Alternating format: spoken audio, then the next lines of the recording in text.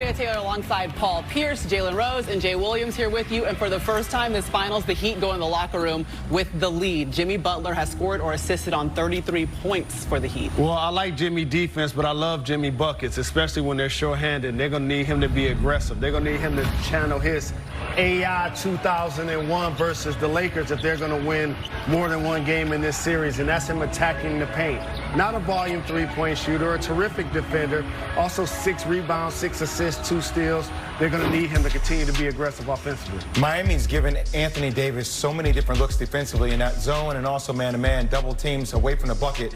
But I have to say this, Anthony Davis, who's a top 5 player in the league, I know he's foul trouble, 2 shots, 5 points, 1 rebound, 5 turnovers, and a negative 17. First half. Wow. Well, if I'm the Lakers, I feel good. We're down 4 points. We got 14 turnovers, and Anthony Davis, Danny Green, and Caldwell Pope have yet to show up. How many turnovers? 14. 14 turnovers and down 4. If I'm the Lakers, I'm saying we can't play any worse.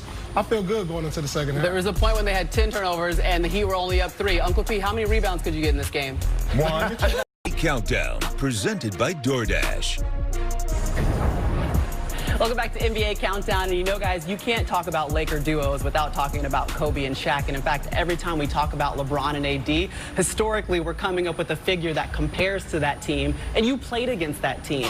Unfortunately for me. Yes, he did. And I'm glad that LeBron doesn't see any other skyscrapers in the sky, any other champions, any other finals MVPs, so he already anticipates that this is happening. Okay, when they compare it to those guys, it's 2 first-team All-NBAers, it's 2 guys that's getting you 25 and 10, and it's 2 guys that are the best at their positions. But their role players, to me, is what gets them over the top, Maria. When you have guys like Harper and Ori and Grant that won championships before they played with those guys. And on this team, you got Rondo, Green, and McGee that won championships before they played with these guys. When you add those role players that understand what it takes to compete on this level, that's what allows the superstars to flourish, and that's what we're seeing this year. I mean, who else can you compare them to? I mean, outside what, Magic and Kareem? I mean, we never talk about that duo, although they had other Hall of Famers. But yeah, this duel is definitely one of the best duels we've seen in quite some time as far as an outside-inside tandem. And so I'm going to continue to watch them dominate tonight.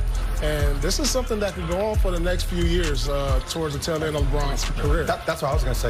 They are the favorite next year. I mean, I know Golden State will come back, and Steph and Clay and Andrew Wiggins, and who knows how they package that second pick in the draft. But that's going to be the best combination in basketball moving forward. As long as LeBron James stays healthy at 36 years old, they're still going to be the favorite. Yeah, it's interesting because LeBron and AD, when they combine for 60, the Lakers are 20-1. It's almost a guarantee, and they've been able to do it so far in this series. How long do you think they could sustain the way that they've been dominating? I think this window is open for them for another 2 years. They can be dominant as a duo for the next 2 years, win 1 more, maybe 2 more championships after this one. It's a possibility, but other teams are getting better. Golden State is coming back. You know, other teams in the West are going to get better. You got to expect Houston, Utah, Denver, they all going to get better. Clippers will be better. And let's not underestimate LeBron James' ability to continue playing at this level, pushing 40 years old. We've never seen someone at this age play at this high of a level. We assume that he will tail off. Maybe he won't, and that may allow the window for this Laker team to continue longer than maybe people originally thought when they made the Anthony Davis trade. And here's the thing, Woj. LeBron may lose a little bit of his athletic ability, but think about the other attributes of his game. Brilliant passer, right? Brilliant game manager.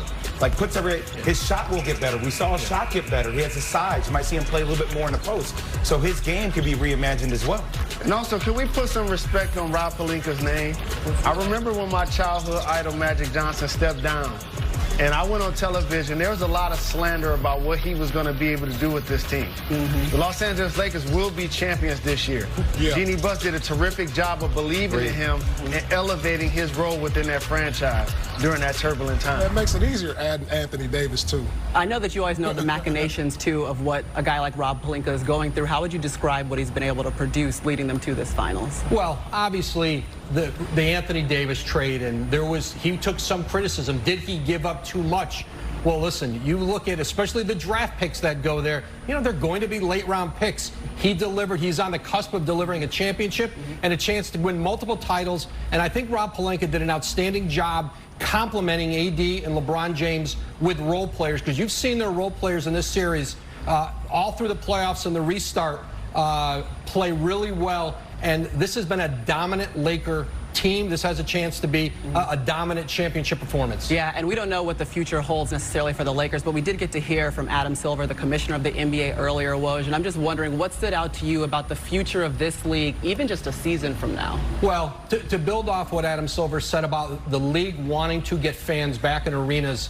next season, enjoy these last couple games of watching the NBA in a bubble, because if it is up to the owners and the league and the Players Association, they're going to do everything they can to try to avoid being back in a bubble. Financially, they need to get fans back in arenas, but they need to do it safely. Rapid response testing for fans is going to be an important part of that, and that's why you may continue to see the start of next season pushed back, because financially and on a lot of levels, they've got to find a way, especially in the bigger markets, for the revenue sharing to the smaller markets, to get people in the arenas and get them in luxury suites. That's just a financial reality right now for the league. All right, well, that's a reality we will be facing soon, but right now the reality for the Heat is they are down 2-0 in the finals, and the Lakers are looking to take a 3-0 lead. So we're going to get you down to Orlando in a second, but